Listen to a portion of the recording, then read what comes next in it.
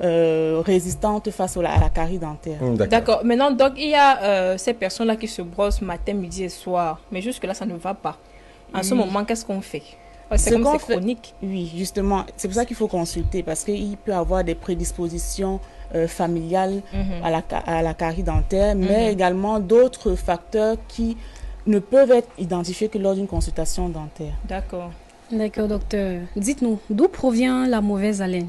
La mauvaise haleine a plusieurs origines. On a l'origine dentaire, ça peut être une mauvaise hygiène bucco-dentaire, ça peut être une pathologie bucco-dentaire. On a également les infections de la sphère ORL, les maladies digestives et également les maladies chroniques ou métaboliques à l'instar du diabète.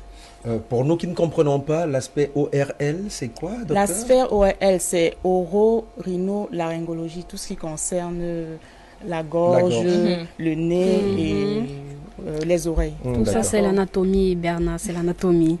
Alors, docteur, dites-nous, est-ce qu'avoir une mauvaise haleine est forcément signe de pathologie?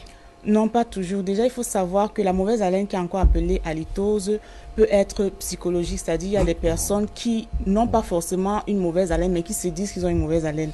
On a également la mauvaise haleine qui est liée au style de vie, comme des personnes qui consomment du tabac ou de l'alcool, mais également les personnes qui ont tendance à manger des oignons, de l'ail, du curry. Ces aliments-là ont également tendance à donner une mauvaise odeur à la cavité buccale.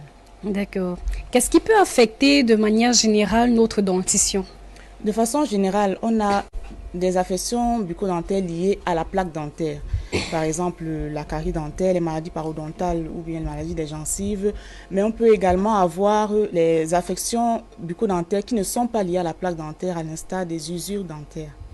D'accord. Quand vous parlez d'usure dentaire, à quoi faites-vous référence? D'usure, c'est-à-dire les dents on peut avoir l'impression que les dents ont été limées. Et ceci peut être à cause de l'âge, soit à cause de l'âge, soit à cause d'une pression physique, c'est-à-dire la brosse à dents, ou bien chimique, par exemple un reflux gastro-œsophagien. D'accord, merci. Est-ce qu'avoir des dents de couleur autre que blanchâtre est forcément signe de pathologie? Non, pas du tout.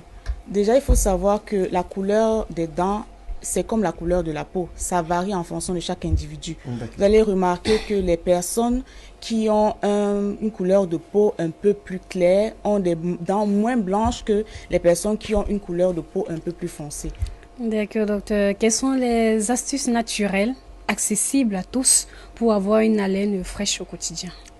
On ne cessera jamais de le dire, il faut avoir déjà une bonne hygiène bucco-dentaire. Et lors du brossage, pensez toujours à terminer par le brossage de la langue parce que la langue regorge également de beaucoup d'odeurs qui peuvent donner une mauvaise haleine. On peut également utiliser du charbon végétal qui va en quelque sorte coopter les gaz intestinaux qui peuvent neutraliser les odeurs qui viennent du tube digestif, mais également les bains de bouche au bicarbonate de soude qui peut être fait par exemple une fois par semaine. Mais surtout, il faut bien s'hydrater. En moyenne, consommer 1,5 litre d'eau par jour. D'accord. Pour notre dernière question, quels sont les conseils bonus que vous pouvez prodiguer à toutes ces personnes-là qui vous regardent aujourd'hui? Il faut consulter le chirurgien dentiste. C'est vrai que malheureusement, notre profession est assez mal connue. On a peur du dentiste, on dit que les soins dentaires coûtent très cher. Mais avec 10 000 francs déjà, on peut avoir des réponses à nos questions. D'accord. D'accord, avec 10 000 francs, Chanel, on peut donc avoir les réponses à nos questions. Merci, docteur, d'être passé par ici. On espère vous avoir dès que possible. Merci, docteur, pour ces différents éclaircies. C'était un réel plaisir pour nous de vous avoir reçu sur ce plateau. Nous en sortons grandement riches et une fois de plus, bonne année 2024. Quant à vous à la maison, chers téléspectateurs, nous espérons que les